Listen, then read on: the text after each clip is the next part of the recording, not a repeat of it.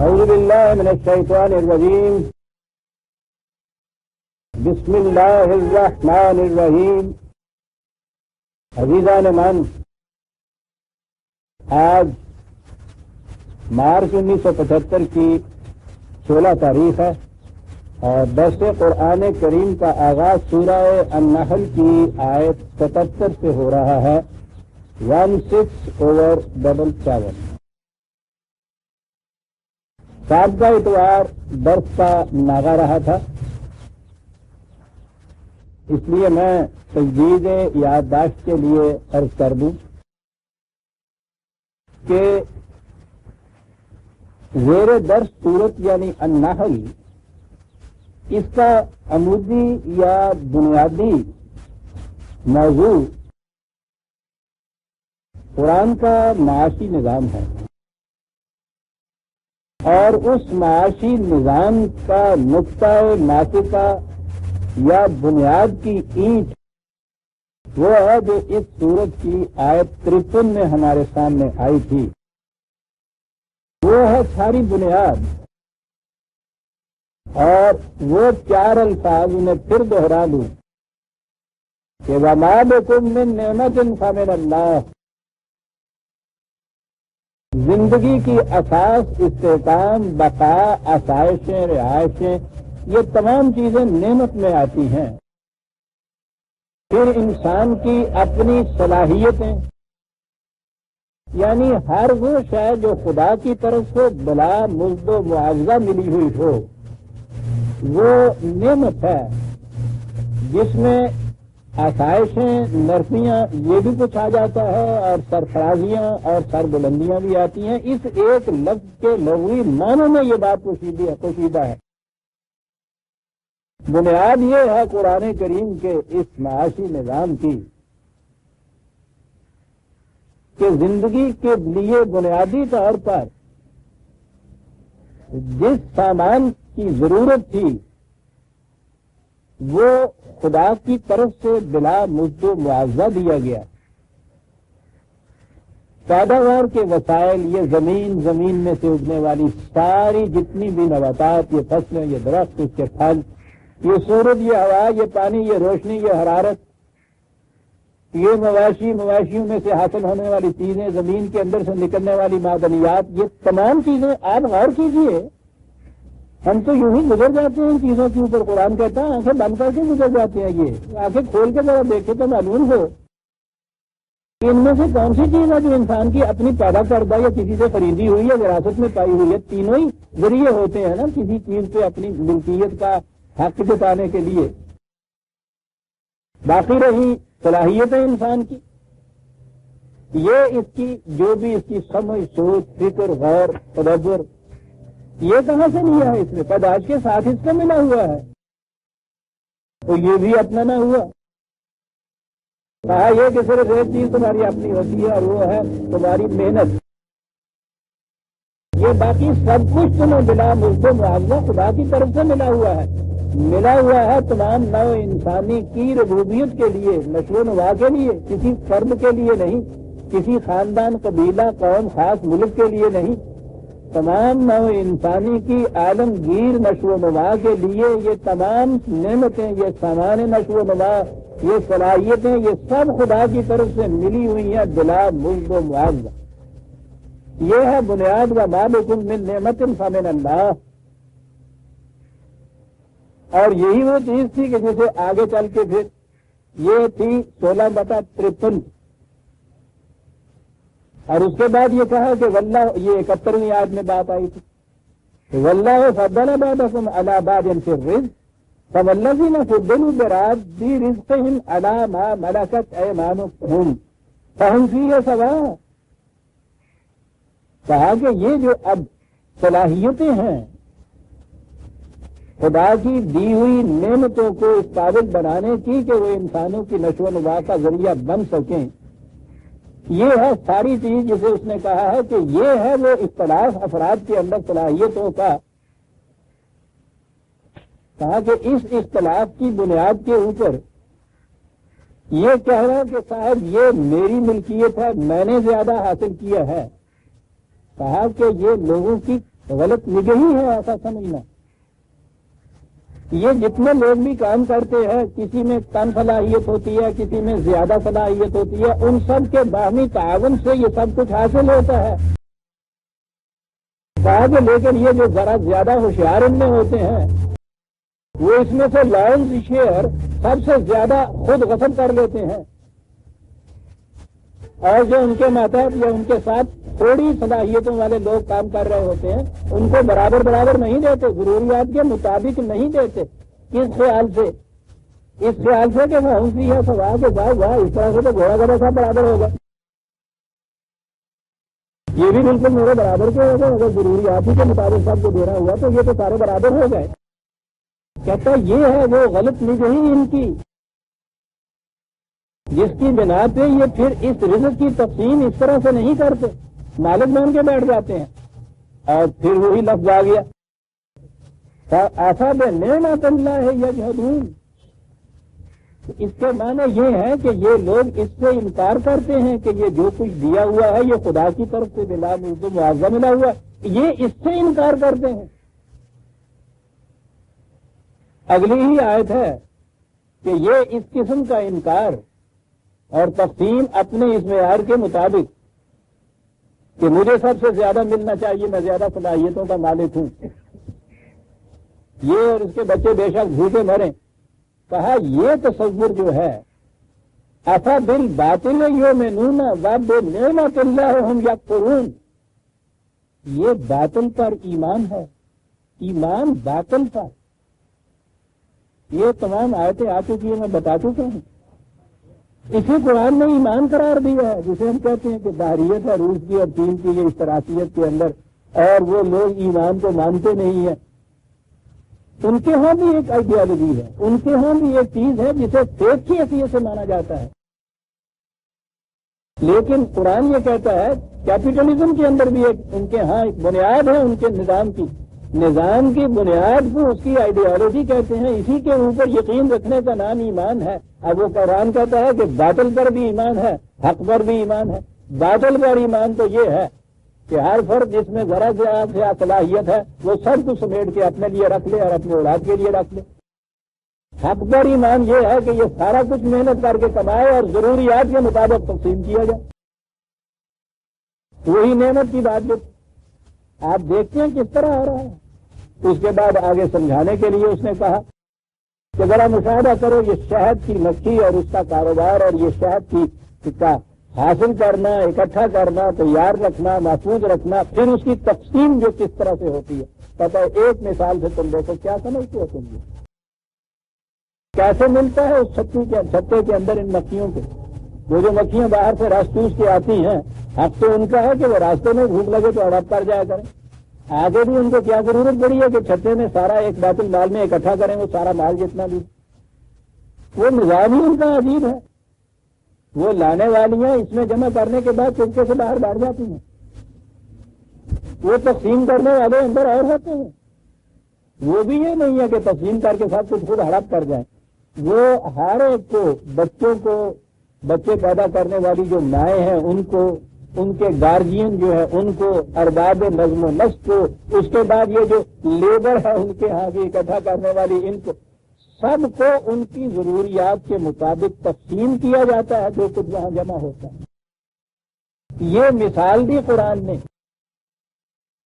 کہ ان نمائے خداوندی کا حاصل کرنا، جمع کرنا، اکٹھا کرنا، پھر ان کی تقسیم جو ہے، کہا ایک مثال سے دیکھ لیجیے فطرت کی روح سے جو ہوتا ہے. اور اسی کے متعلق کہا کہ یہ ہے شفاء للناس. اس نظام کے اندر انسانوں کے نئے انسانی کے روگ جتنے ہیں بنیادی ان کے لیے یہ چیز شفا ہے، یہ نظام شفا ہے. یہ سارے امراض، یہ ساری مصیبتیں، یہ سارے روگ اس لیے ہیں کہ انسانوں نے اس طریقے عمل کو چھوڑ دیا ہوا. ہر مکھی کے ہاتھ میں جو کچھ آ جاتا ہے وہ اس کو غصب کر کے بیٹھ جاتی ہے، اور باقی مکھیاں بھوکی کیوں نہ مر جائے. یہ نظام باطل کا نظام ہے. کہا یہ نہیں ہے اس کے اندر. اس نظام کے اندر نو انسانی کی بیماریوں کی شفا ہے، یاد رکھو. اب اسی کو وہ پھر اور مثالیں دیے چلا جا رہا ہے یہ سابقہ آیات میں یہی چیز مسلسل چلے آ رہی ہے. آپ نے دیکھا کہ کیا عجیب و غریب چیز ہے یہ. بظاہر یہ صورت نظر آتی ہے سورہ نحل، جناب شاید کی مکیوں کا نام کے نام سے یہ صورت ہے. چلے جا رہے ہیں ہم جواب کی خاطر پڑھنے کے لیے. آپ دیکھتے ہیں کیا حقائق اس کے اندر آ رہے ہیں. اب یہ سوال پیدا ہوا کہ ایک تو وہ جماعت ہوگی جو ان چیزوں کے اوپر ایمان رکھے گی، وہ اس نظام کو علی وجہ البصیرت اپنی کوششوں سے قائم کرے گا، پہلے اپنے اندر اور پھر اس کو ذرا آگے پھیلا کر معاشرے کے اندر، پھر اور آگے پھیلا کے اقوام کے اندر، حتیٰ کہ یہ عالمگیر انسانیت کا نظام بنے گا. اب یہ نظر آتا ہے کہ ایک تو یہی کہ ایک جماعت ہی اگر تیار ہو تو پھر بھی یہ اتنا زیادہ پھیلانا، اور اگر وہ جماعت بھی بظاہر نہ نظر آئے ہمیں کہیں تو اس صورت میں پھر کیا ہو، تو پھر یہ دھرے کا دھرا رہ جائے گا. یہ مقام بھی بڑا ضروری ہے سمجھنے کے لیے. قرآن کہتا ہے کہ یہ بات نہیں کہ حق محتاج ہو جائے انسانوں کی کوشش کا، کہ وہی اس کو لے کے اٹھیں تو یہ نافذ العمل ہو، اور اگر وہ یہ اس کو چھوڑ دیں تو پھر یہ سارا کاروبار جو ہے معطل ہو کے رہ جائے. تو کہتا ہے کہ غلط ہے. جس طرح فطرت کا کاروبار انسانوں کے دست و بازو کا محتاج نہیں، یہ بھی ان کا محتاج نہیں، واللہ غنی عن العالمین کہا، لیکن فرق ایک ہوتا ہے ضرور. جب انسان اس کو لے کر نہیں اٹھتے، کوئی جماعت ایسی نہیں تیار ہوتی جو اس کو اپنے دست و بازو سے غالب کرے اور نافذ کرے، تو پھر ہمارا یہ کائناتی پروگرام ہے خدا کا، یہ اس کی روح سے آہستہ آہستہ بتدریج بروئے کار آتا چلا جاتا ہے بتدریج. تو کہتا ہے کہ فرق یہ ہے کہ اس طرح سے اس کے بروئے کار آنے میں وقت بڑا لگتا ہے، کیونکہ خدا کا ایک ایک دن ہزار ہزار سال کا، 50,000 ہزار سال کا ہوتا ہے. اگر یہ انقلاب خدا کے حساب سے ایک دن میں بھی بروئے کار آ جائے تو تمہارے حساب سے 1000 سال لگ جائے گا اس کے اندر. اور وہ جو میں کہا کرتا ہوں اس میں یہی سمجھانے کے لیے کہ خدا کو جلدی اس لیے نہیں ہے کہ خدا نے مرنا نہیں. جوانی کے زمانے میں جیسے یہ کہا کرتے ہیں کہ میاں ٹھیک ہے ابھی اختیار کرو، تو وہ کہا کر لیں گے صاحب بتیری عمر پہ ہی ہوئی ہے یہ، تو پھر بتیری عمر پہ ہی ہوئی ہے، دیکھیے اور رکائی نہیں ہوتی ہے. اور جب یہ آخری دن آنے لگتے ہیں تو پھر آپ دیکھیے کتنی جلدی جلدی آدمی کرتا ہے. یہ جو ہے نا موت کا احساس، اس کی روح سے انسان یہ چیزیں تیزی سے کرتا ہے، کوشش سے جلدی جلدی کرتا ہے. کس انداز سے یہ شخص بات کیا جاتا تھا، ڈاکٹر صاحب حوث کو ہے نشاط کار کیا کیا نہ ہو مرنا تو جینے کا مزہ کیا. وہ یہ ہے چیز. تو وہ جو ایک ایک دن ہزار ہزار سال کرنا اللہ میاں کا، وہ اس لیے ہے کہ وہ الحی لا یموت، ہمیشہ زندہ رہے، مرنا نہیں ہے اس میں.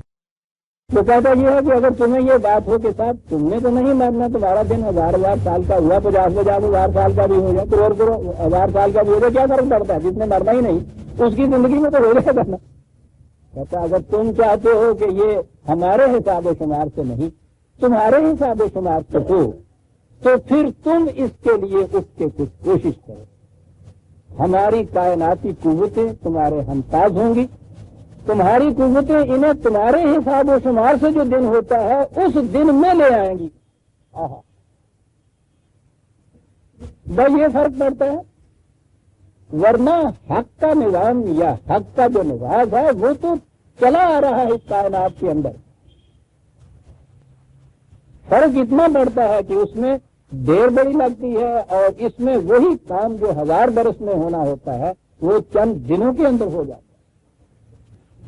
یہ جماعت جب اٹھتی ہے اس کام کے لیے تو وہ جو بدر کے میدان کی آیتیں ہیں کہ وہاں جانے کے بعد خدا نے یہ کہا کہ میدان جنگ میں بظاہر تمہارے ہاتھوں سے تیر نکل رہے تھے، یہ بات نہیں تھی ہاتھ تمہارے تھے تیر ہمارے.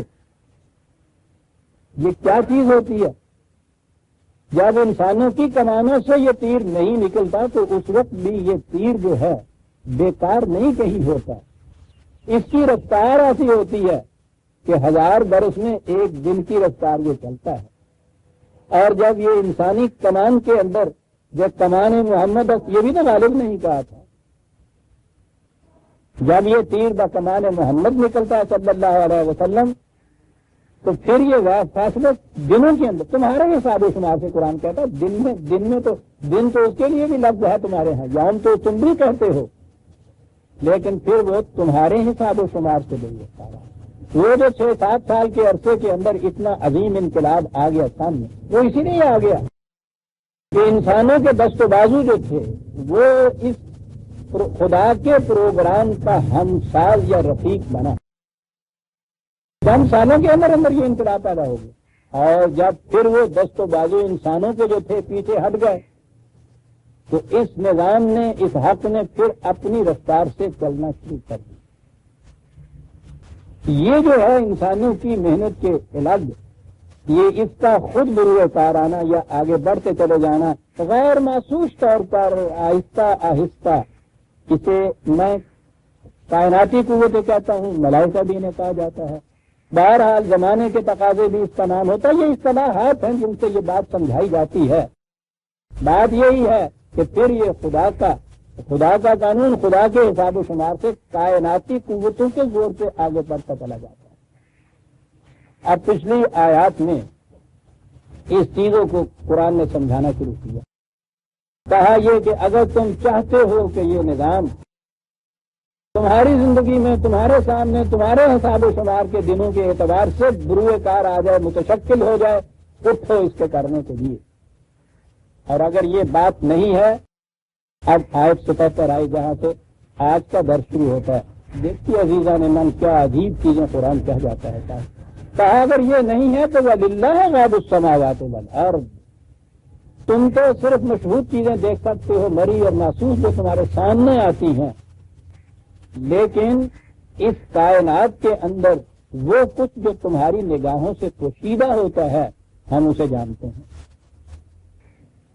ہم جانتے ہیں کہ وہ ٹھیک ہے کہ 1000 برس سے انسانوں کی جماعت نہیں کوئی اٹھی کہ جو اس حق کے علم کو لے کے سامنے آئے، لیکن اس کے یہ معنی نہیں ہے کہ حق اب معطل ہو کے بیٹھ گیا، بیکار ہو کے بیٹھ گیا، بلکہ قرآن کے الفاظ میں یہ ہے کہ خدا کو تم نے شکست دے رکھی ہے. غلط نظام کے قائم کرنے والوں کو وہ یہ کہتا ہے خدا کہ تم سمجھے بیٹھے ہو کہ تم نے خدا کو شکست دے رکھی ہے. شکست نہیں دے رکھی، ذرا رفتار جو ہے اس کی وہ کائناتی رفتار ہو گئی. تم نہیں جانتے کہ یہ کس طرح سے یہ چیز جو ہے غیر محسوس طور پر کائناتی قوتوں کے سہارے، اس کے کائناتی نظام کی روح سے یہ کس طرح آہستہ آہستہ آگے بڑھ رہی ہے، پختہ ہو رہی ہے، اور پھر ایک دن ایسا آتا ہے کہ یہ ابھر کے سامنے آ جاتی ہے. لِلَّهِ غَیْبُ السَّمَاوَاتِ وَالْأَرْضِ، یہ چیز تمہاری نگاہوں سے پوشیدہ ہوتی ہے. کائنات کس طرح مصروف کار ہے تمہارے ان کاموں کے لیے، تمہاری نگاہیں اسے نہیں دیکھ رہی، خدا کی نگاہوں کے سامنے ہے یہ چیز. یہ ایک بڑی عظیم چیز ہے عزیزان من. ابھی تک انسان کی نگاہیں یہاں تک نہیں پہنچ پائیں.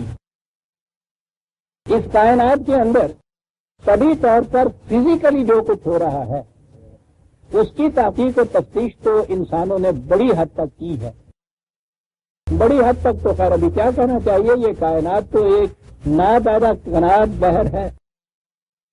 اس لیے اس میں بھی ابھی وہ نیوٹن کے الفاظ میں ہم تو علم کے سمندر کے کنارے چھوٹی چھوٹی وہ گیٹیاں اور پتھر چن رہے ہیں. نیوٹن جیسا ایک سائنٹسٹ یہ کہہ رہا ہے کہ علم کے سمندر کے کنارے ہم تو بھونگے اور یہ سیپیاں جو ہیں ان کے چننے کے اندر مصروف ہیں. تو کائنات کا سمندر تو پوچھئے نہیں کہاں گیا.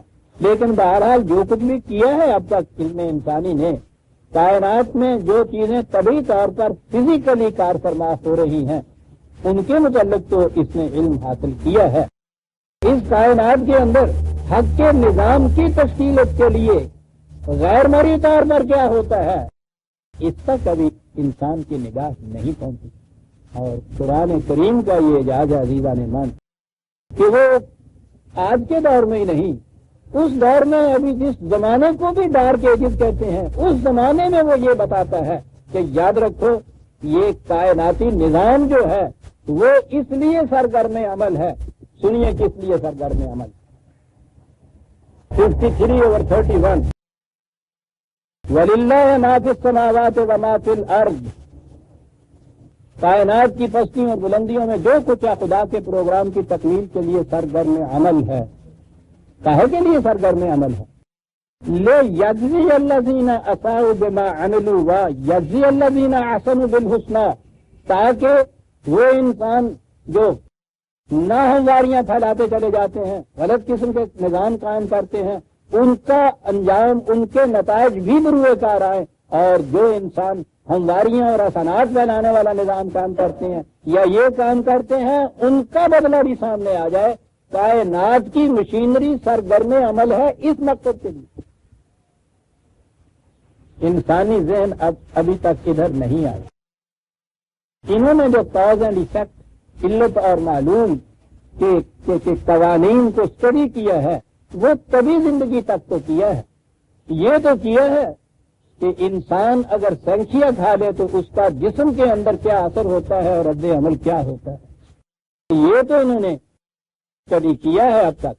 ابھی تک اس پہ نگاہ اس کی نہیں گئی کہ اگر وہ حرام کا مال کھا لے تو اس کا نتیجہ کیا ہوتا ہے.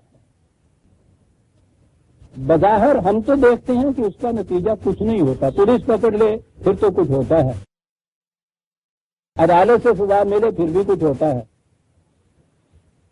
اگر قانونی ایسے بن جائے کہ جس میں حرام حلال کی تمیز ہی اٹھ جائے، معاشرہ ہی ایسا قائم آ جائے کہ جس میں یہ خیالی باقی نہ رہے یا ڈیٹیکشن ہی نہ ہو، رشوت ہی عام ہونی شروع ہو جائے، تو پھر تو ہم سمجھتے ہیں نا کہ یہ چیز کوئی نتیجہ خیز نہیں ہوتی، کہیں کچھ فرق نہیں پڑتا. قرآن کہتا ہے یہ غلط نگہی ہے تمہاری. یہ سارا نظام تو تمہارا اپنا تمدنی نظام ہے، صحیح بھی ہو سکتا ہے غلط بھی ہو سکتا ہے. اس کے یہ معنی نہیں ہے کہ اگر تم اپنا تمدنی نظام اس قسم کا قائم کر لو کہ حق کے خلاف جانے کا کوئی نتیجہ ہی بظاہر مرتب نہ ہو تو پھر حق بیکار ہو کے بیٹھ جائے گا، تم خدا کو شکست دے دو گے. غلط ہے. ہمارا یہ کارگاہ کائنات اس کی مشینری اس لیے چل رہی ہے کہ حرام کی کمائی حاصل کرنے والے کا نتیجہ بھی برآمد ہو گیا. بس یہی سارا فرق. اس شکل میں یہ چیز کام کر رہی ہے. میں نے کہا کہ ابھی تک انسانی علم ابھی اس پر آیا ہی نہیں ہے، لیکن قرآن نے یہ کہا کہ یہ کائناتی مشینری ہماری جو ہے وہ اس کام کے اندر لگی ہوئی ہے، وہ یہ کچھ کرتی ہے. یہ چیز یہ ٹھیک ہے، یونان کے فلاسفر جو تھے ان کی نگاہ میں تو یہ بات آئی تھی. معلوم نہیں کہ وہی ان کی نگاہ کا ذرا سا پھیر تھا یا جو آگے منتقل ہوا ہے وہ ان کا فلسفہ، اس میں کہیں غلطی ہے، تھوڑی سی غلطی اس کے اندر ان کو لگ گئی. آپ نے یہ گردش اخلاق کی اصطلاح تو سنی ہوگی، ہمارے یہاں چلی آتی ہے، اگر کہ بعد میں آ کے یہ محض شاعروں کے ہاں رہ گئی،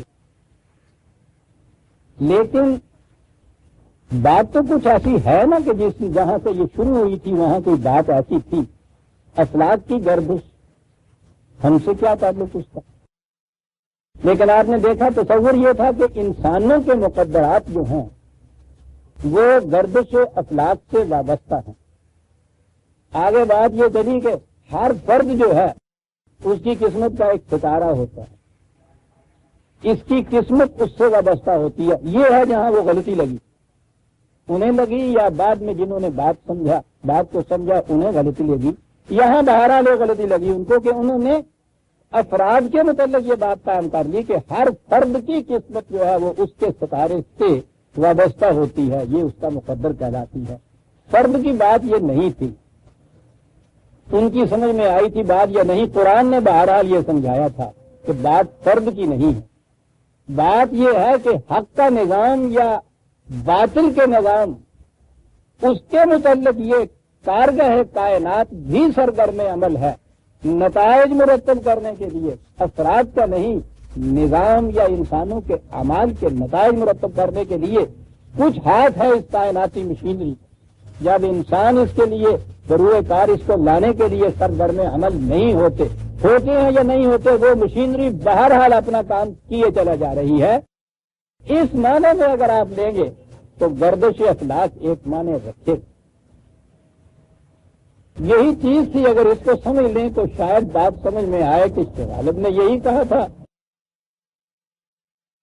وہ تو پہلے اس نے فارسی میں کہا کہ نو آسماں بگردش و ماں درمیانہ ایم غالب دیگر مپرس کے برما کی میرا. ایک چھوٹا سا یہ انسان، ایک فرد، ایک گیہوں کا چھوٹا سا دانا، یہ 9 آسمانوں کی، یہ 9 آسمان ان کے یہاں پہلے سمجھا جاتا تھا کہ یہ آسمان 9 ہیں.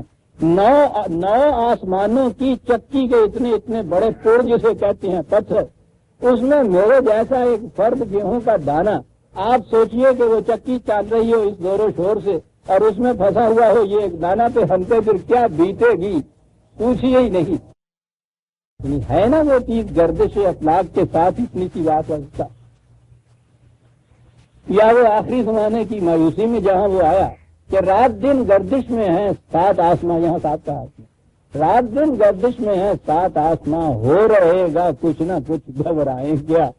یہ وہ مقام ہے جہاں انسان خود عاجز ہو کے بیٹھ جاتا ہے مایوس ہو کر اور اپنے آپ کو چھوڑ دیتا ہے. 9 یا 7 آسمان کی گردش کی تلاطم خیزیوں میں اپنی کشتی کو چھوڑ دیتا ہے کہ ہو رہے گا کچھ نہ کچھ، گھبرائے کیا. میں کہہ یہ رہا تھا کہ یہ تصور کہ یہ کائناتی مشینری بھی اثر انداز ہوتی ہے ان چیزوں کے اوپر نتائج مرتب کرنے میں، یہ تھا کبھی ذہن انسانی میں. ہو سکتا ہے کہ اس دور میں یہ بھی کسی پیغمبر کی دی ہوئی وحی کی روح سے ہی خیال آیا ہو، اور بعد میں انسانوں کے خیالات نے جب اس میں آمیزش کی تو وہ حق سے ذرا ہٹ کے دوسرے راستے پہ پڑ گیا. قرآن نے آ کے اس چیز کو پھر یہ کہا، ابھی جو میں نے آیت آپ کے سامنے پیش کی اور دیگر مقامات میں بھی ہیں اس قسم کی آیتیں، کہ یہ کائناتی مشینری بھی اس کام میں لیے مصروف عمل ہے کہ وہ جو خدا کا مقرر کیا ہوا حق ہے اس حق کو یہ بروئے کار لائے اور اس کے خلاف جانے والی طاقتیں جو ہیں ان کو یہ شکست دے، ان کو یہ عاجز کر کے رکھ دے. یہ ہے وہ چیز جو اس نے کہا تھا کہ وَلِلَّهِ غَیْبُ السَّمَاوَاتِ وَالْأَرْضِ.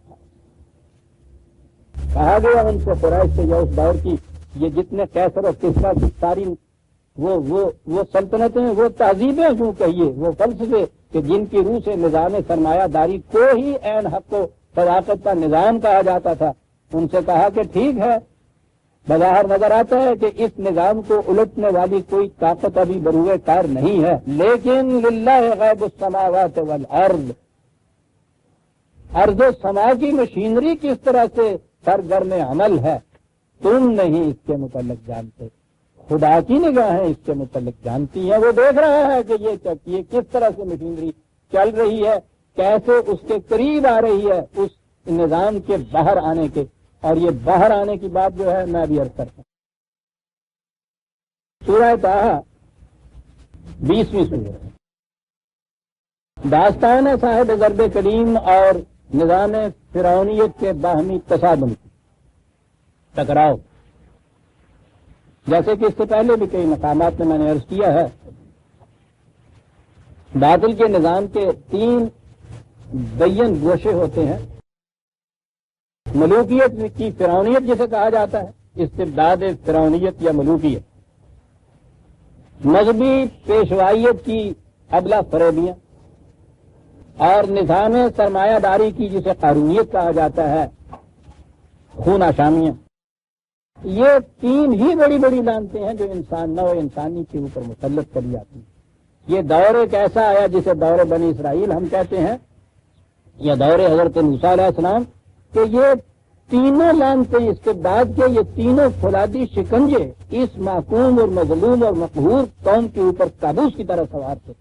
فرعون ضرب المثل ہے ملوکیت کی قہرمانیت کا، حامان نمائندہ ہے مذہبی پیشوائیت کی ابلا فریبیوں کا، اور قارون نظام سرمایہ داری کی خون آسانیوں کا ترجمان. یہ تینوں وجہ وقت جمع ہے اس دور کے اندر. اس سے آپ اندازہ لگائیے کہ کہ جب صاحب ضرب کلیم حضرت موسیٰ علیہ السلام صاحب ضرب کلیم تو آگے چل کے بات آئے گی، وہ روغڑ چرانے والا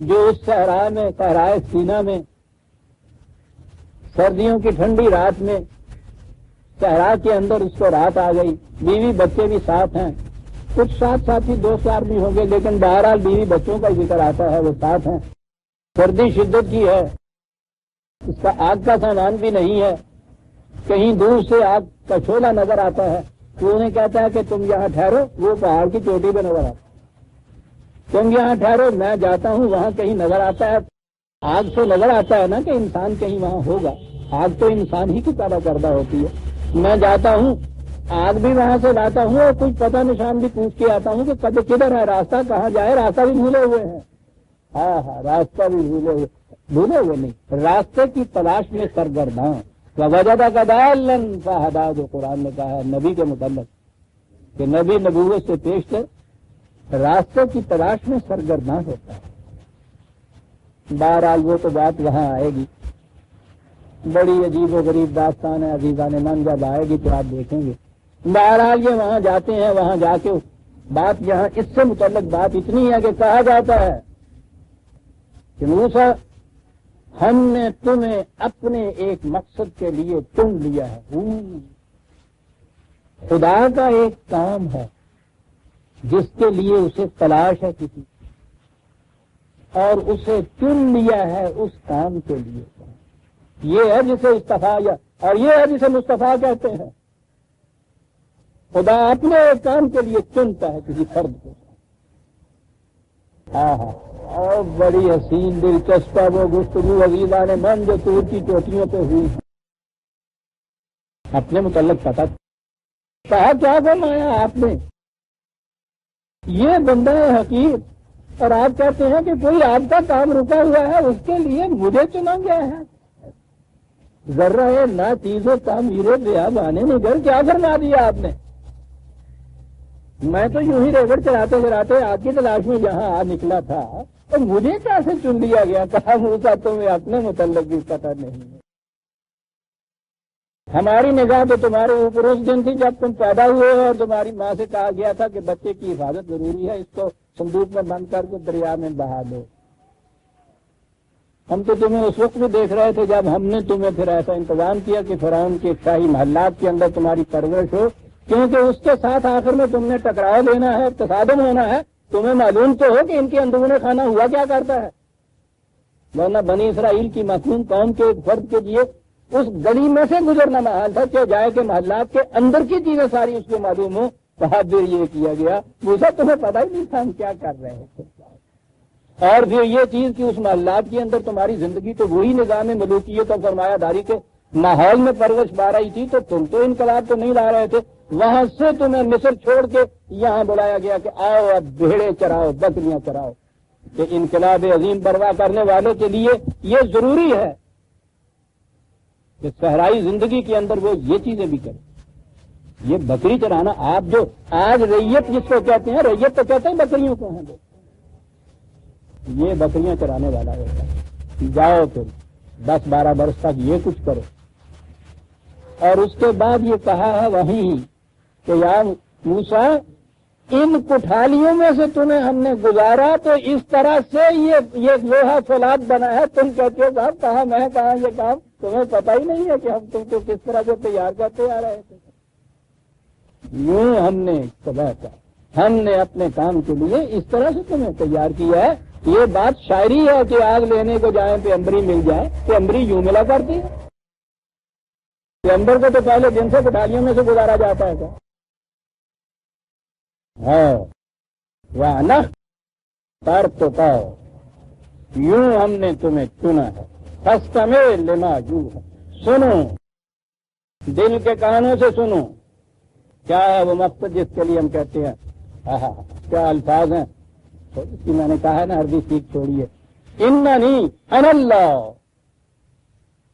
وہ انی تو کہا جاتا ہے جہاں محبت اور پیار کی آپس کی بات ہو، میں اس کا ترجمہ ہوتا ہے، اور جہاں پھر اس کا وہ جلال آتا ہے، مقام آتا ہے مسند کے اوپر، حکمرانی کی مسند کے اوپر بیٹھ کے حکم دینے کا، تو آج تک بھی ہم سے ہم کہہ کے وہ حکم دیا جاتا ہے، ہماری عدالت میں پیش ہو، یہ جج کہتا ہے، ہم نے یہ کہا جاتا ہے اننی انا اللہ۔ نظر آئے گا کہ پہلا کہ یہ نی پھر انا، لیکن میں نے کہا ہے نا کہ عجیب و غریب چیز ہے قرآن عزیزہ نے مانے، ان کے الفاظ سے یوں نہ گزر جائیے، انی تو کہا جا رہا ہے کہ باتیں آپس میں ہو رہی تھی، اور کہا تم جانتے ہو ہم کون ہیں؟ انا اللہ لا الہ الا انا، ہمارے سوا کوئی صاحب اختیار نہیں ہے جہاں اس کائنات میں، فاعبدنی، ہماری محکومیت اختیار کرو۔ پروگرام اس کے لیے واقعی الصلاۃ لذکری، یہ بات پھر آئے گی، صلاۃ کا نظام قائم کرو ہمارے اس قانون کو سامنے رکھنے کے لیے، اس انقلاب کو لانے کے لیے۔ اور وہ الفاظ جن کے لیے میں نے یہ سارا قصہ آپ کے سامنے پیش کیا، یہاں آتا ہے پوچھا ان الساعۃ آتیۃ، وہ انقلاب جو آج تک ضمیر کائنات کے اندر پہلو بدل رہا تھا، ہماری مشیت کا پروگرام ہے کہ وہ اب مشہود ہو کر سامنے آ جائے۔ اگلے لفظ ہیں اکاد و اخفیہا، ہم چاہتے یہ ہیں کہ وہ اب غیر محسوس نہ رہے، مشہود ہو کے سامنے آ جائے۔ یہ ہے وہ ان الساعۃ آتیۃ، انقلاب تو وہ آنے والا تھا، وہ انقلاب یک لخت نہیں ہے کہ بس یوں ہی ادھر سے یوں کیا اور ادھر سے انقلاب آ گیا، وہ تو تیار ہو رہا ہوتا ہے صدیوں سے، خدا کے قانون کی رفتار کی روح سے، ایک ایک دن ہزار ہزار سال کا ہو رہا تھا تیار، وہ آ کے رہے گا۔ آتیۃ، وہ آ کے رہے گا، آنے والا ہے وہ۔ بات صرف اتنی ہے کہ اس سے پیشتر وہ غیر محسوس تھا، اکاد و اخفی ہے۔ اب ہمارے پروگرام میں یہ بات ہے، ہم نے اب یہ چاہا یہ ہے کہ وہ محسوس طور پر سامنے آ جائے۔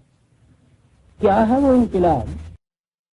جو صدیوں سے، جیسا میں نے کہا ہے کہ ضمیر کائنات میں غیر محسوس طور پر پہلو بدل رہا تھا، اب وہ آب و تاب سے موضوع ہو کے سامنے آنے والا ہے۔ ہم چاہتے یہ ہیں کہ وہ غیر محسوس طور پر سامنے آ جائے۔ کیا ہے وہ انقلاب؟ الساعۃ، کیا ہے وہ انقلاب؟ وہ یہ ہے، کاہے کے لیے وہ انقلاب آئے گا؟ کہا لتجزا کل نفس بما تسعی، تاکہ ہر فرد کو اس کی محنت کا صلہ ملے، کوئی اس کو جج کرنے والا، کوئی اس کو ایکسپلائٹ کرنے والا دنیا میں باقی نہ رہے۔ یہ ہے انقلاب۔ دیکھ رہے ہیں ان الساعۃ آتیۃ اکاد و اخفیہا لتجزا کل نفس بما تسعی، کیا چیزیں ہیں یہ ہے قرآن عزیزہ نے من، انقلاب آ کر رہے۔ آپ سوچئے تو صحیح کہ یہ فرعون با ہما شان قہرمانیت، وہ حامان کے قرآن کہتا ہے اس کے جنود تھے، لشکر تھے اپنے، اور تاریخ دیکھیے بادشاہ سے زیادہ صاحب اقتدار یہ مذہبی پیشوائیت ہوا کرتی، اور قارون تو آج تک میں نے کہا ضرب المثل ہے فرعون کی طرف۔ ان کے ہیتا تصور میں بھی یہ آ سکتا تھا کہ یہ نقشہ بدل جائے گا، یہ تختہ ہی الٹ جائے گا، نہ انجن نہ مانن نہ انجینئر، نہ فرعون رہے گا نہ حامان رہے گا نہ قارون رہے گا۔ اللہ اکبر، ان کے ہیتا تصور میں بھی آ سکتا تھا یہ کہ یہ ہو جائے گا۔ کہا کہ ان الساعۃ آتیۃ، یہ آ کے رہے گا، اور یہ بات نہیں ہے کہ ہم نے آج فیصلہ کیا آ کے رہے گا، یہ تو غیر محسوس طور پر ہوتا چلا آ رہا تھا۔ وہ وقت آ گیا ہے جسے بچے کی پیدائش کا وقت کہہ لیجیے، وہ ایک ہی سانس کے اندر تو نہیں ہوتا کہ وہ بچہ رحم مادر میں پھر نہ ہونے کے بعد بچہ بھی بن جائے اور پھر اسی وقت پیدا ہو جائے، وہ تو بہت عرصہ پہلے سے بچہ بننا شروع ہوا ہوتا ہے۔ اکاد و اخفیہا، عجیب الفاظ جو اس سے بیشتر مخفی تھا، ہم نے چاہا یہ ہے کہ وہ مشہود ہو جائے، اس لیے تمہیں بلایا، کاہے کے لیے؟ لتجزا کل نفس بما تسعی۔ یہ ہے اللہ تعالیٰ کا پروگرام عزیزان ایمان انقلابوں کے لیے۔ جب کوئی جماعت اس کے لیے نہیں ہوتی، کوئی فرد اٹھتا نہیں ہے، تو وہ پھر یہ کائناتی مشینری جو ہے وہ کار فرما اس کے لیے ہوتی ہے، آہستہ آہستہ یہ ساری چیزیں ہوتی چلی جاتی ہیں۔ یہ باطل کے کام کرنے والے نظام کام کرنے والوں کی نگاہیں وہاں نہیں پہنچتی، ان کے تصور میں بھی نہیں ہوتا کہ یہ اتنی بڑا جو ہم نے سامان کر رکھا ہے اپنی حفاظت کا، اتنا مستحکم بنا رکھا ہے اپنے ہم نے نظام کو، جہاں جہاں کوئی تھوڑی تھوڑی سی بھی کسر نظر آتی ہے ساتھ کے ساتھ یہ کرتے چلے جاتے ہیں کہ یہ عمارت بھی ڈھہ جائے گی، ان کے ذہن میں بھی نہیں یہ چیز آتی۔ قرآن کہتا ہے کہ پھر جب وہ تباہی آتی ہے تو ان مقامات سے آتی ہے من حیث لا یشعرون، جو ان کے اہل شعور میں بھی نہیں ہوتا کہاں سے یہ آ گئی، وہ اسی وقت نہیں کہیں سے آ جاتی، وہ تو اس کی بنیاد میں صورت خرابی کی ہوتی، یہ ہو رہا ہوتا ہے۔ اکاد و اخفی ہے، اب ہم نے کہا ہماری نصیحت اس مقام پہ آ گیا ہے یہ پروگرام ہمارا کہ اب یہ ابھر کر باہر آ جائے، لاوا پھوٹ رہے، اب یہ آ جائیے پھر سورہ نحل کی آیت 77 کے اوپر جہاں سے آغاز ہوا ہے آج، وَلِلَّهِ غَیْبُ السَّمَاوَاتِ وَالْأَرْضِ، اس کائنات کے پردوں کے اندر کیا کچھ ہو رہا ہے یہ ہماری آنکھیں دیکھ رہی ہیں، یہ قریش، یہ یہود، یہ نصارہ، تینوں قوتیں ہیں موجود، قریش ملوکیت کی قوت، یہ یہود سرمایہ داری کی قوت، نصارہ ان کے احبار اور رہبان، مذہب سے بھی آگے زیادہ بڑی ہوئی سڑی ہوئی قوت شکل جسے رہبانیت یا تصوف کہتے ہیں، یہ تھے سرم کے اندر تینوں ہم دیکھ رہے۔ اور اگلی آیت اگلے الفاظ عزیزاں نے من، ابھی میں نے کہا تھا نا کہ الساعۃ آنے والی ہے، میں نے کہا نا کہ ہم نے تو جب مذہب میں آ گئے دین کو چھوڑ کے تو ان الفاظ کو ہم نے قیامت پہ اٹھا رکھا، الساعۃ کے معنی میں قیامت ہی ہم نے کیا ہوا، وہ جو مرنے کے بعد کی صرف ہے وہ تو برحق ہے، وہ تو علم کی، یہ قرآن کے اندر یہ چیز نہیں ہے کہ یہ اسی کے لیے یہ الفاظ آئے ہیں، ہر انقلاب کے لیے یہ چیز ہے، کہا گا ما امر الساعۃ الا کلمح البصر او هو اقرب، یہ جو غیر محسوس طور پہ یہ ہوتا ہے اس میں تو 50,000 سال 1,000 سال ہم نے کہا لگتا ہے، لیکن جب یہ تک جاتا ہے اور باہر آنے کے وقت ہوتا ہے تو وہ تو آنکھ جھپکنے کے لمحوں میں باہر آ جاتا ہے، اس سے بھی زیادہ جلدی۔ کیا ہوا کہ اتنا لمبا عرصہ پہلے لگا، باہر آنے لگا تو بغتتاً وہ قرآن کہتا آ جاتا ہوتا ہے، اس لیے کہ ان اللہ علی کل شیء قدیر، ہم نے پیمانے میں مقرر کر رکھے ہیں ہر شے کے لیے، ہم نے قانون بنا رکھا ہے ہر شے کے لیے کہ بچہ ابتدائی نطفے سے لے کے انتہائی شکل تک کے لیے اتنا وقت لے گا، بیج پھل بننے تک کے لیے اتنا وقت لے گا، بڑا غیر محسوس ہوتا ہے یہ وقت جو تبدیلیاں ہو رہی ہوتی ہیں اس دوران میں، لیکن جب وہ ساتھ آ جاتی ہے کہ جب وہ مخفی مشہود ہو جائے تو کہتا ہے تو پھر آنکھ جھپکنے کے لمحے میں بات آ جاتی ہے۔ یہ جو ہماری نگاہیں انقلاب کو اس وقت دیکھتی ہیں جب وہ اس شکل میں ہمارے سامنے آتا ہے، لیکن وہ ارباب بصیرت، ارباب علم، بالخصوص جن کی نگاہیں قرآن پر ہوتی ہیں ان کی کیفیت یہ ہوتی ہے کہ سارے دید و احوال چمن کو ان کے سامنے کانٹا اگر آ جائے کسی باغ کا تو وہ سارے باغ کے متعلق بتا دیتے ہیں کہ وہاں کیا ہو، یہی وہ چیز ہے قرآنی بصیرت جس کے متعلق اقبال نے کہا تھا کہ حادثہ وہ جو ابھی پردہ افلاک میں ہے، عکس اس کا میرے آئینہ ادراک میں، یاد رکھیے گا آئینہ ادراک کا ہے، اس میں فکر کی چیز ہے، یہ عقل و بصیرت کی چیز ہے، ادراک اسے کہتے ہیں جو محفوظ علم ہو، باطنی علم نہیں ہو، یہ کہہ رہا کسی وحی کی بنا پہ نہیں کہہ رہا، حضرت صاحب نہیں مانا ہے یہ شخص، میرے آئینہ ادراک میں ہے، قرآن پہ نگاہ ہو اور عقل و بصیرت سے انسان کام لے تو کہتا ہے کہ وہ جو ابھی آنے والا حادثہ ہوتا ہے وہی انقلاب کے پہلو بدل رہا ہوتا ہے، نظام کائنات میں یہ کائنات کے پردوں کے پیچھے اس کی نگاہیں اس کو ڈھانپ لیتی ہیں، قرآن پہ نگاہ ہونی چاہیے، انسانی علوم جس سطح پہ پہنچے ہیں وہ اس کے سامنے ہونی چاہیے، تو پھر یہ چیزیں ڈھانپ لیتا ہے انسان۔ یہی وہ چیز تھی جس کے متعلق جب 1917 میں یہ نظام سرمایہ داری کے الٹنے کی وہ جو سید کاوش ہو رہی تھی، رشیا کا انقلاب آیا ہے، تو اس وقت کے اس انقلاب کو تو عام طور پر ایک سیاسی سا ہی انقلاب سمجھا گیا تھا۔ اس شخص نے اس وقت یہ چیز کہی تھی، ضرب کلیم میرے سامنے، کہ قوموں کی روش سے مجھے ہوتا ہے یہ معلوم بے سود نہیں روس کی یہ گرمی ہے رفتار،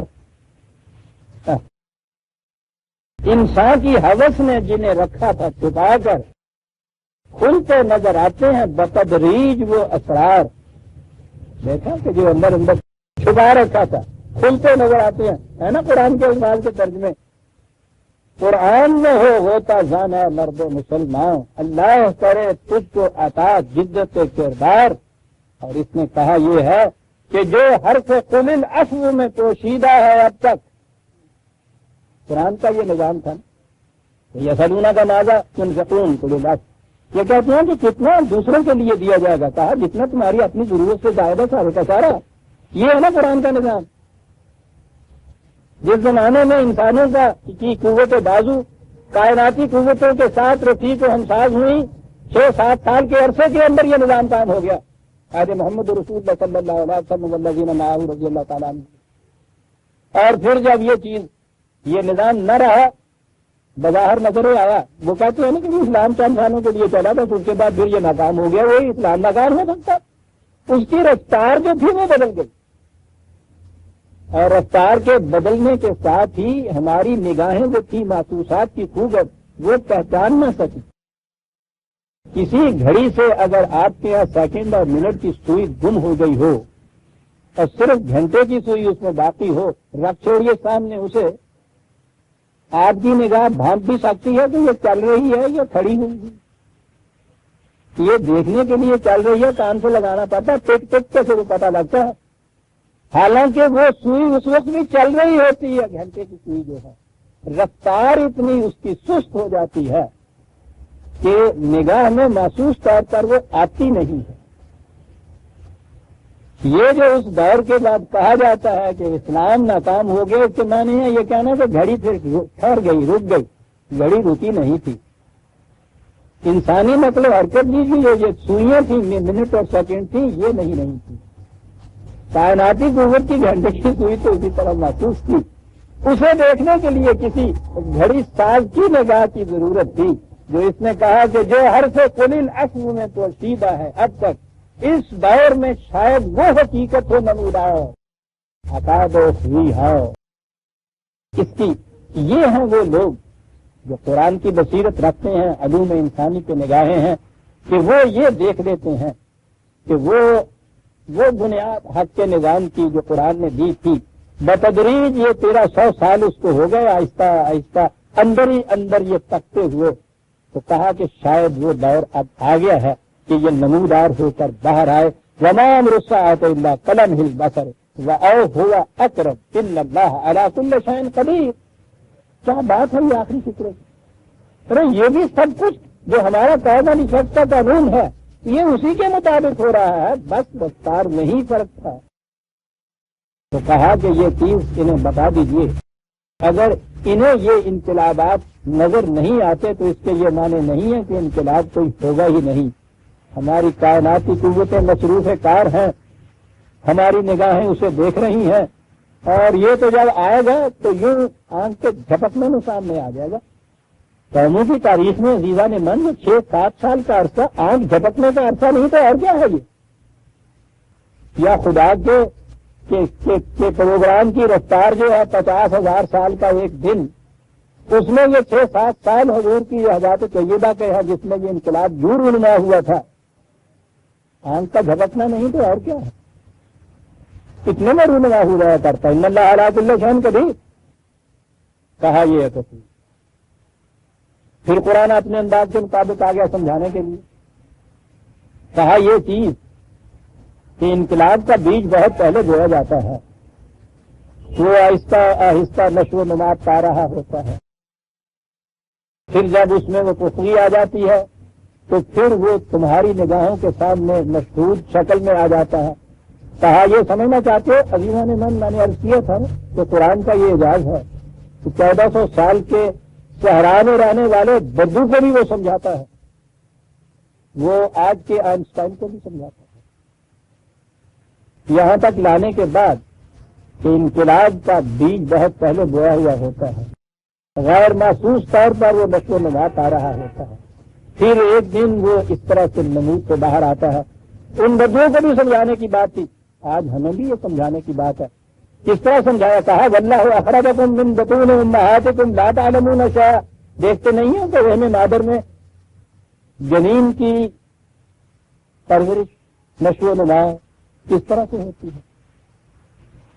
جرثومہ تولید ایسی چیز ہے کہ جسے مائکروسکوپ سے دیکھا جا سکتا ہے. وہ نیکڈ آئی سے دیکھا بھی نہیں جا سکتا. اس سے اس کی ابتدا ہوتی ہے. نشو و نما وہ پاتا چلا جاتا ہے. باہر کے انسان کو ایک طرف، وہ ماں جس کے رحم میں یہ نشو و نما پا رہا ہے اسے پتہ نہیں ہوتا کہ یہ کیسے نشو و نما پا رہا ہے. نشو و نما پاتا چلا جاتا ہے. کہا پھر اتنا ہی نہیں، حیوانات کے جنین میں اور انسان کے جنین کے اندر ایک ایسا بھی مرحلہ آتا ہے جہاں ان دونوں کے درمیان ایک حد فاصل آتی ہے. یہ اس سے بالکل مختلف ہو جاتا ہے. وہی اسی طرح سے کیا ہوتا ہے وہ وجعل لکم السمع والابصار والافئدہ، علم حاصل کرنے کی قوت، حواس سننے دیکھنے تک کے لیے تو کہا ہے. حیوانات میں بھی بات یہ ہوتی ہے. والافئدہ، ذہن، دماغ، فکر، مائنڈ، انٹلیکٹ، ادراک، شعور. کہاں سوچو تو صحیح، یہ کیسے ہو رہا ہوتا ہے؟ یہ کائناتی قوتیں کر رہی ہوتی ہیں. تمہیں کچھ پتہ بھی چلتا ہے کہ یہ کیسے ہو رہا ہے؟ لعلکم تشکرون. یہ سب کچھ ہم اس لیے دیتے ہیں کہ تمہاری محنت بھرپور نتیجہ پیدا کرے. اگر سمع بصر تو ہو، فؤاد ساتھ نہ ہو، دماغ، ذہن، فکر، تو اس کے بعد اس کی محنت کوئی نتیجہ پیدا نہیں کرتی. جسے آپ پاگل کہتے ہیں، دیوانہ کہتے ہیں، کیا ہوتا ہے؟ سمع بصر تو اس کی ہم سے بھی زیادہ تیز ہوتی. عام طور پہ یہ جینس آگے چل کے پاگل ہو جاتے ہیں. ایک یہ بھی تھیوری ہے کہ اتنی تیزی ہوتی ہے ان کے اندر ان چیزوں کی کہ برداشت نہیں کر سکتا ان کے دماغ کے خلیہ، ان میں بگاڑ پیدا ہوتا ہے. خیر بات یہ اور آ گئی. سمع اور بصر تو اس میں بھی ہوتی ہے. اور جہاں تک حرکت کا تعلق ہے، کام کرنے کا تعلق ہے، تو پاگل تو تھکتا ہی نہیں کبھی. نئی جون کی چلچلاتی ہوئی دھوپ کے اندر، ان پڑی ہوئی سڑکوں کے اندر جب یہ پگھلا ہوا تار پوش جہاں ہوتا ہے، ننگے پاؤں، ننگے سے سایہ دن ادھر سے ادھر، ادھر سے ادھر، پتہ پھر رہا ہے. نہ پیاس کی، نہ بھوک کی، نہ دھوپ کی، نہ چھاؤں کی، اور مسلسل حرکت، کوئی نتیجہ اس کا. آپ نے دیکھا کہ سمع اور بصر کے ساتھ والافئدہ کہا کہ کہاں لے گیا بات قرآن؟ تو کہا ان میں کچھ بھی تمہاری اپنی کاریگری کا کوئی حصہ ہے جو یہ کچھ ہم نے کر دیا ہے کرتے. اور کیا لعلکم تشکرون، تاکہ تمہاری محنت میں بھرپور نتائج پیدا کرے. کہا ادھر بھی نگاہ نہیں جاتی تو چلیے تکیے آسمان کی طرف، وإلی الطیر اولم یروا إلی الطیر مسخرات فی جو السماء. کہا ذرا سوچو تو صحیح، کوئی بھاری چیز جو ہے، ہوا سے بھاری چیز اوپر پھینکی نیچے آتی ہے. یہ چیلیں، یہ گرد، یہ اتنے اتنے بڑے پرندے سارے ہوا سے بھاری ہوتے ہیں. کہا کبھی غور بھی تم نے کیا کہ کس طرح یہ فضائے جزوے سماوی کے اندر، فضا کے اندر یہ کس طرح سے چلتے پھر رہے ہیں؟ ہوا سے بھاری ایک چیز ہے، ہوا کے اندر مطلب اڑتی چلی جا رہی. انہیں کے متعلق دوسری جگہ اس نے کہا کہ کلن کا جال میں تصویر و صلاۃ، کہ ان میں سے ہر ایک اپنی اپنی تسبیح اور صلاۃ کو جانتا ہے. تسبیح اور صلاۃ کا علم تو عزیزان من وہ ہونا چاہیے جو خاک کی پستیوں سے آسمان کی بلندیوں کی طرف اڑا کے لے جائے. اور ایک ہماری صلاۃ و تسبیح ہے کہ جو کبھی اڑنے کی طاقت تھی اس میں بھی پرکینچ کر کے ہم کو خاک کی پستیوں میں ملا کے اس میں رکھتے ہیں. ریفرنس اس کا ہے سورہ نور 24/41، کہ ان میں سے ہر ایک کہا یہ کیوں، کس طرح سے یہ آسمان کی فضا کی پہناوی میں اڑتے جا رہے ہیں، ہوا سے بھی بھاری. کہا یہ صلاۃ و تسبیح جانتے ہیں نا، اس لیے یہ اڑتے جا رہے ہیں.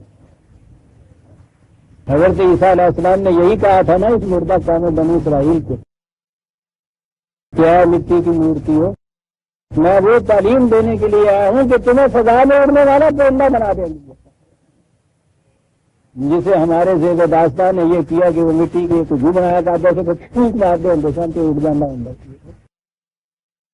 کیا جانیں گے. قرآن بڑی بلندی فکر چاہتا ہے عزیزان محمد. عشق نبرد پیشہ طلبگار مرد. ہاں کہا دیکھا تم نے پھر ان پرندوں کو کیا یہ نظام کس طرح سے اڑتے ہوئے چلے جا رہے ہیں. ما یمسکہن الا اللہ. کہا کہ ذرا تم ان کے پار باندھ کر اور اوپر اڑا کے بتاؤ تو صحیح, کرو تو کاری. اتنا وزن کوئی کسی چیز کا اپنے ہاں یہ لے لو اور پھر ان کو آسمان کی بلندیوں میں اڑاؤ, چھوڑو. یہی نہیں کہ وہ نیچے نہیں, یہ بھی ہو کہ پھر وہ یعنی یہ سینکڑوں میل کی رفتار ہوتی ہے 3 گھنٹے کی ان کی جس میں یہ اڑتے پھرتے ہیں. کہا یہ کرو تو ذرا. ان فی ذلک لآیۃ لقوم یؤمنون. لقوم یؤمنون, ایمان لانے والی قوم کے لیے ان چیزوں کے اندر کتنی بڑی نشانیاں ہیں. آپ سوچو تو صحیح, یہ کس کے لیے نشانیاں تھیں؟ پرندوں کے نظام سے, پرندوں کی جو ساخت تھی, جو پرندوں کی مشینری تھی, اس سے ہوائی جہاز بنا لینا جو تھا, اس قوم کے حصے میں آیا. یہ قوم یومنون کیا ہے؟ جو قوم بھی خدا کے قوانین کی صداقتوں پہ یقین رکھتی ہے اس کی سمجھ میں یہ بات آ سکتی ہے. بتا یہ ایمان قرآن کریم میں صرف وہی نہیں بلکہ وہ تو ہے ہی نہیں کہ جو کفر کا فتویٰ صادر ہو جانے سے ختم ہو جایا کرتا ہے. ایمان تو خدا کے قانون کی صداقت پر یقین کا نام ہے. اور یہ جو کائنات کے اندر طبی قوانین فزیکل لاز ہیں, یہ اگر قوانین خداوندی نہیں ہیں تو پھر کیا ہے؟ نتھو تو معیار کے قانون بنائیں گے. یہ قوانین خداوندی بھی تو ہے, ان کے اوپر بھی تو ایمان کی ضرورت ہے. یہ ان قوانین کی صداقت پہ یقینی محکم ہی تو تھا. اس جرأت اور ہمت سے اس کے اندر وہ یہ چاند کی طرف جانے والا جو تھا وہ راکٹ, اس کے اندر یہ بیٹھ کے ہنستے خوشی ہوئی اٹھ کے چلے گئے تھا. ابھی پوڑیاں روپے میں آ گئی. لقوم یؤمنون سمجھاتا چلا جاتا ہے کہ کیا کیا نظام ہے, کیا کیا نعمتیں ہیں جو ہماری طرف سے ملی. واللہ جعل لکم من بیوتکم سکنا وجعل لکم من جلود الانعام بیوتا تستخفونها یوم ظعنکم ویوم اقامتکم. کہا کہ یہ دیکھو تو پھر تمہارے رہنے کے لیے یہ جو تم گھر بناتے ہو, گھر کا سامان جو ہے بنیادی یہ تمہارا بنایا ہوا ہوتا ہے. ٹھیک ہے, ہم کہتے ہیں نا کہ سر ہم اینٹوں سے بناتے ہیں, پتھر سے بناتے. یہ اینٹ کی مٹی جو تھی وہ کس کی بنائی ہوئی؟ یہ پتھر کہاں سے آ گیا؟ یہ اس میں لکڑی جو لگتی ہے وہ کہاں سے آ گئی؟ لوہا جو لگتا ہے یہ کہاں؟ بنیاد ان چیزوں کی کیا ہے؟ یہ نعمت اللہ نہیں ہے؟ قرآن کا اندازہ الفاظ کا سکنا کے معنی سکونت تو ہوتا ہی ہے, لیکن یہ سکنا وہ سکونت ہوتی ہے جو ساکن ہوتی ہے ایک جگہ. یہ جو ایک جگہ رہنے والا مکان ہے, کہا یہ بھی ہے لیکن تمہاری رہائش کی یہی صورت تو نہیں ہے نا کہ مکے کے اندر مکان بنایا وہی ساری عمر گزار دی, تم تو چلتے پھرتے رہتے ہو. کہا اس کا بھی ہمیں خیال تھا. ومن جلود الانعام, یہ مویشیوں کی کھالوں سے تم پھر یہ خیمے بناتے ہو اپنے. اتنے ہلکے تو کھانا بدوش, یہاں سے وہاں جانا ہو سارا گھر میں لیتے. کھانا بدوش اسی کو کہتے ہیں.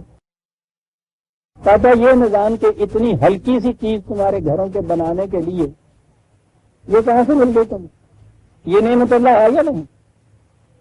وہی بنیادی نقطہ ذہن میں رکھیے جس کی تشریح ہوتی چلی آ رہی کہ نعمت اللہ جو ہے یہ ساری من اللہ ہے. وما نعمت اللہ من اللہ. ضروریات زندگی سامان رزق کی بنیادی چیزیں جتنی بھی ہیں وہ ساری خدا کی طرف سے بلا مزد و معاوضہ ملی ہیں. ان کی کھال سے تو یہ کچھ بنا لیتے ہو تم, پھر ان کے اوپر یہ ہم نے اون بھی ان کے اوپر ہم نے پیدا کر رکھی.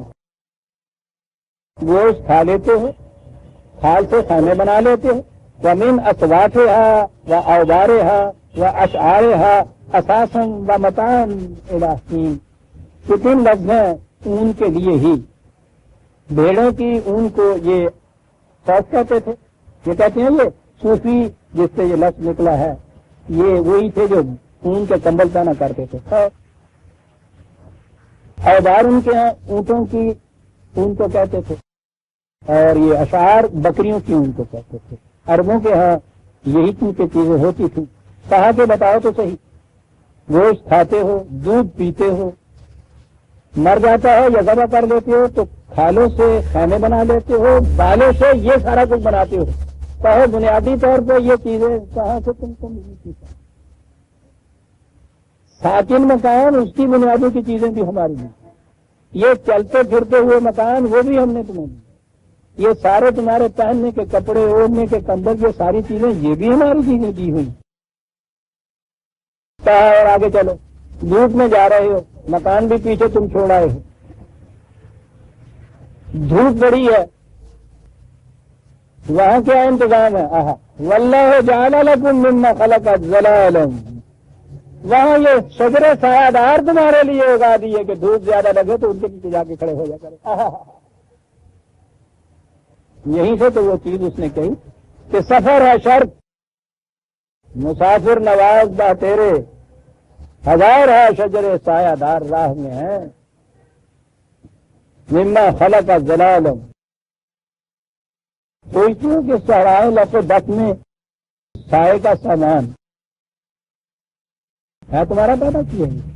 وجعل لکم من الجبال اکنانا، حفاظت کے لیے پہاڑوں کے اندر غار یا جو تم تراشیدہ ان کے اندر قلعے بناتے ہو.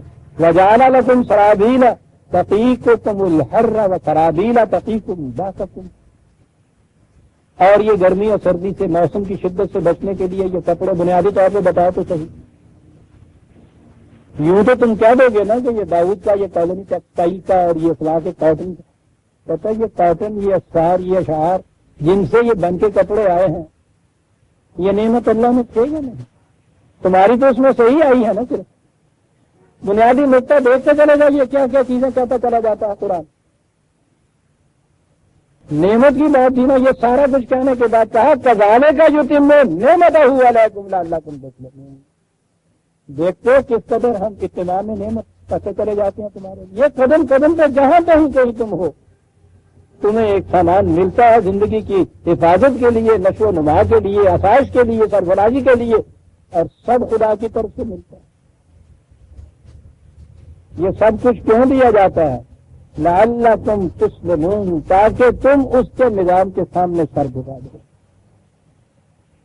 اب اس کے بعد نبی اکرم صلی اللہ علیہ وسلم کو کہا گیا سوچیے تو صحیح، یہ سمجھانے کے طریقے، یہ تفاصیل، اتنی شرح بس سے یہ ساری چیزیں اونچے سے اونچے ذہن کی سطح پہ، نیچے سے نیچی ذہن کی سطح پہ سمجھائے چلے جا رہے ہیں. تو یہ سب کچھ کرنے کے بعد کہا یہ رسول اللہ سے کہ فَإِن تَوَلَّوْا فَإِنَّمَا عَلَيْكَ الْبَلَاغُ الْمُبِينُ، اس کے باوجود اگر یہ اس نظام کی طرف سے روگردانی کرتے ہیں اور وہی کہہ چلے جا رہے ہیں کہ نہیں صاحب یہ جس کے ہاتھ میں آ گئی اسی کی بھینس ہے، جس کی لاٹھی ہے، اگر اس کے باوجود یہ کچھ کہتے ہیں تو رسول تمہیں ہم نے داروغہ بنا کر نہیں بھیجا کہ تم ڈنڈے کے زور سے اس نظام کو متشکل کر دو. ڈنڈے کے زور پہ یہ نظام متشکل ہو ہی نہیں سکتا. یہ تو دل کے اندر سے، دل کی گہرائیوں سے بات پھوٹے گی کہ یہ جتنا بھی سامان ہے دل سے، سب کچھ یہ نعمت جو ہے اس میں کوئی میری نہیں ہے، کہ خدا کی طرف سے دی ہوئی ہے، اس لیے اسے خدا کے بتائے ہوئے طریقے کے مطابق ہی مجھے صرف کرنا چاہیے. اس ایمان کی بنیادوں پہ یہ نظام قائم ہو سکتا ہے. ویزا نظام ڈنڈے سے نہیں ہو سکتا. یہاں جو کہہ گیا تھا وہ مارکس جو میں نے شروع میں آپ کو بتایا تھا، تو میرے تصور میں آتا یہ ہے کہ نظام تو یہی ہے جو دنیا میں امن قائم کر سکے، کہ ہر ایک کی ضرورت کے مطابق اس سمجھ. لیکن یہ قائم کیسے ہوگا یہ میری سمجھ میں بات نہیں آتی. میں نہیں بتا سکتا، میری سمجھ میں نہیں آتی. وہ یہ بات تھی جو اس کی سمجھ میں نہیں آتی تھی.